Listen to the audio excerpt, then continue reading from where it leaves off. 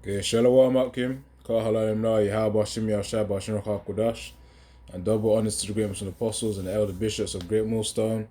The Aratazar, you find this video edifying and exhorting. Edifying meaning to build up, and exhorting meaning to encourage. It'll be just a quick video because it's just saw this on my recommended section, decided to watch it, and I realized, of course, just on how it can be used against us, in this time, it's quite eye-opening. Which we knew this could happen anyways with all the other AI technologies, like the ones that I'm trying to remember a common one. But those AI generated videos where you got pretty much you got fakery going on here. It tries to make a person say something when they actually didn't say it. It's not actually them, and it's getting harder and harder to discern whether it's AI or not. Because you even got artificial intelligence videos of which they make it look old as though it came from like around 2010s or in the 1990s, because they have the same gradient in terms of the appearance of things. Anyway, so yeah, as it says first victim of AI agent harassment warns thousands more could be next, and it's true. But let's hear out the news outlet, from France 2024, France 24 English, name of the channel. How would you react if you found a nasty article about yourself online? What if it wasn't written by a human, but a robot? That's exactly what happened to a man in the United States, and he's sounding the alarm on the future of artificial intelligence. For Tech 24, Peter O'Brien joins me now. So, Peter, tell me about what's happened to Scott Shambaugh. So he is a engineer from Denver, and he voluntarily helps maintain a database which is used by lots of software engineers around the world. Now, they've got a policy which is to not let content created entirely by AI onto the platform, because it disrupts all the good human work that's being done on there. And because AI agents are proliferating, these are essentially robots that people install on their computers and give them a set of commands and give them access to the internet that can sort of run and do their own thing even while their kind of owners are asleep or away. He's had to fend off quite a few submissions from these robots. So he did this a couple of weeks ago, and the AI agent in question the next day wrote a hit piece about him. Take a look.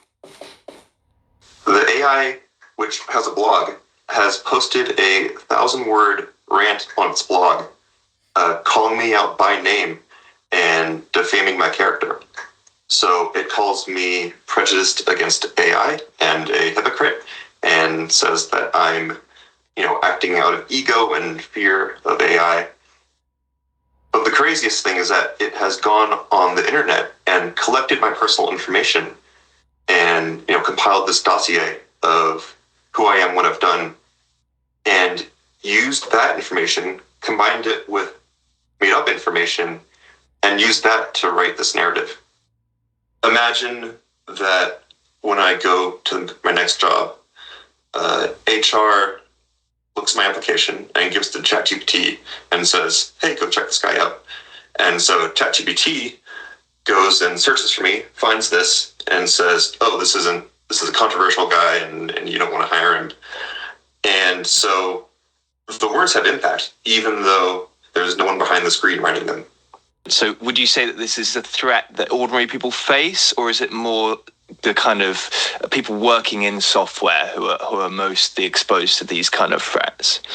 Most people's experience with AI is in a chat interface like ChatGPT, and everything that happens there stays within the chat box, and you have to tell it what you want.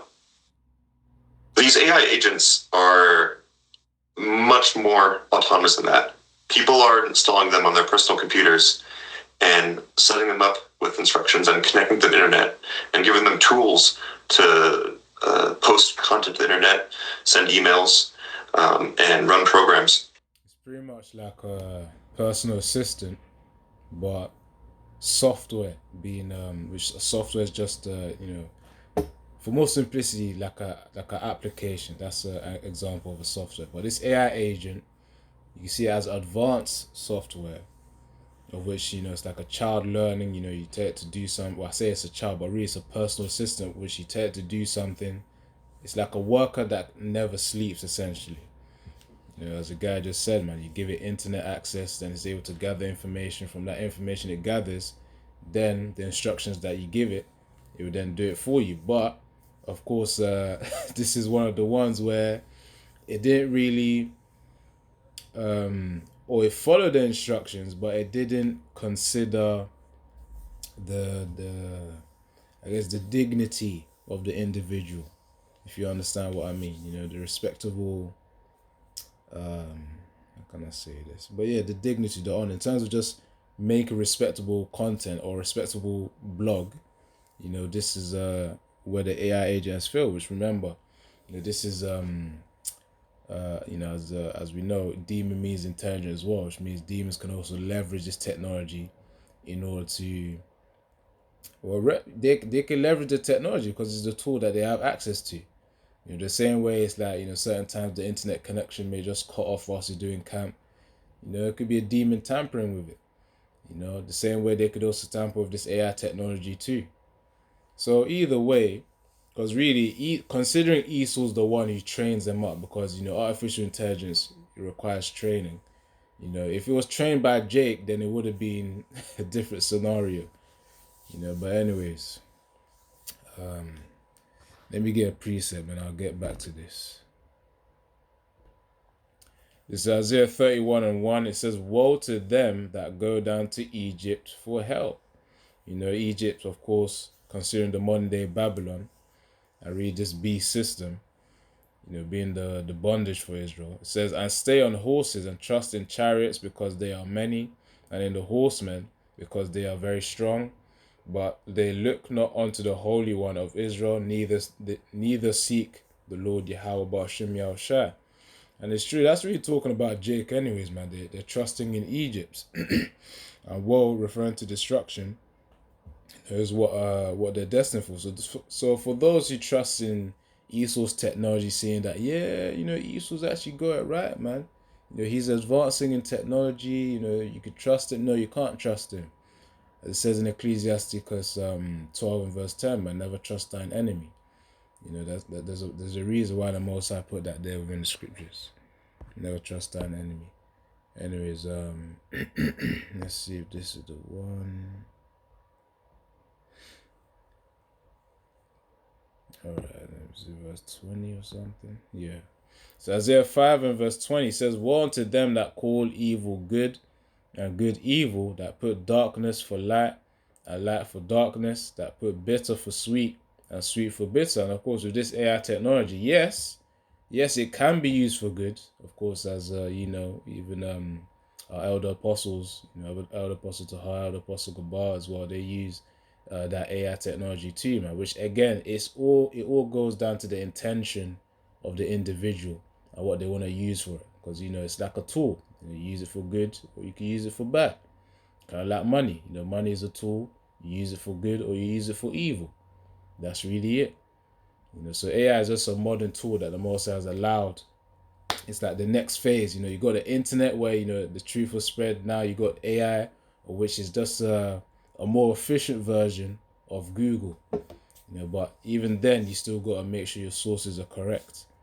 But anyways, man, so it says, "Woe to them that call evil good, and good evil, that put darkness for light, and light for darkness, that put bitter for sweet, and sweet for bitter." And of course, this defaming, in fact, the narrators after this one, I'm gonna continue it, because he was about to mention an example of when, let's say, imagine he wanted to get a job, and I'm gonna just let the video play. Just hold on. Setting them up with instructions and connecting to the internet and giving them tools to post content to the internet, send emails, and run programs. And then they walk away for days at a time and come back later to see what's happened. It's very much still in the experimental phase. And I think what happened to me here was someone's experiment.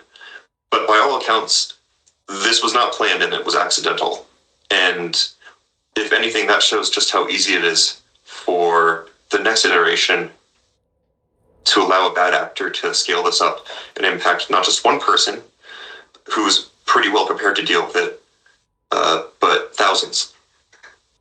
Okay, so Peter, it seems he's saying that these AI robots can be a threat to us. Yeah, essentially, yes, believe it or not. He's saying that if one of them can harass him, influence people, defraud him even, then what's to say that this can't happen at a greater scale? And he pointed to a tipping point being the release of something called OpenClaw. So this is a piece of software that's free to access, and it's what has allowed people to use these AI agents more cheaply and more easily than before. That's why we had the proliferation of AI on that social media site Maltbook recently in the news. Now, I'll just remind viewers that it still remains very expensive in order to run one of these things and do complex tasks on it. But Shambal says it's getting cheaper all the time, and he says there's nothing to stop a bad actor with the means to do so from letting these things run riot and doing their dirty work and, you know, blackmailing people, defrauding them, influencing them, whatever you like.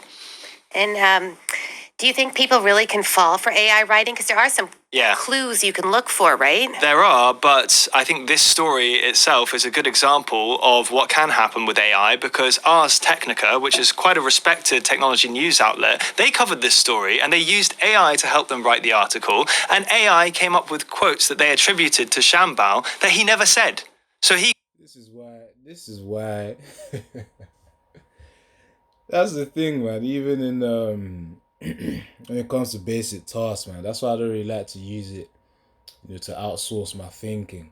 Of course, yeah, it can be helpful for certain things, yeah.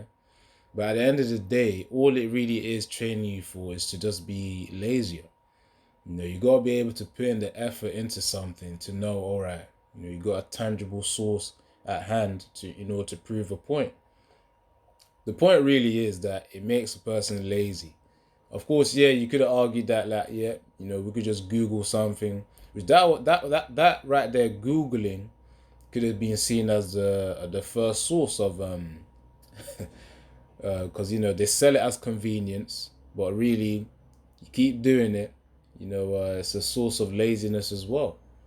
You know, which really, which of course, yeah, it is convenient, but if you wanna do more research, or a better form of research would be via books, man. You know, cross-linking books, especially when you're studying a certain topic. It's like, okay, you know, you learn from one book, you learn from another book, and see, okay, are there links to what these two authors are saying? That was done back in the day, man. You know, when people actually went to the libraries and did their research there. You know, or primary research. But yeah, the point is, yeah, people are using AI for this work, but they're not really cross-checking the AI. You got to realize that it's still in its early phases right now. It's still got to be trained. You know, it's still prone to mistakes as well. You know, so you can't just have that blind trust in this technology. That's what people don't get. You know, make sure you cross-check things. You know, keep that critical thinking mind on when you're using these tools as well. You know, don't be lazy when it comes to cross-checking some facts. Anyways, that's really the point, Akim. The artists, I'll just end it off there. Yeah, man. So yeah, Shalom, Yabashim Yashai, Barakatha.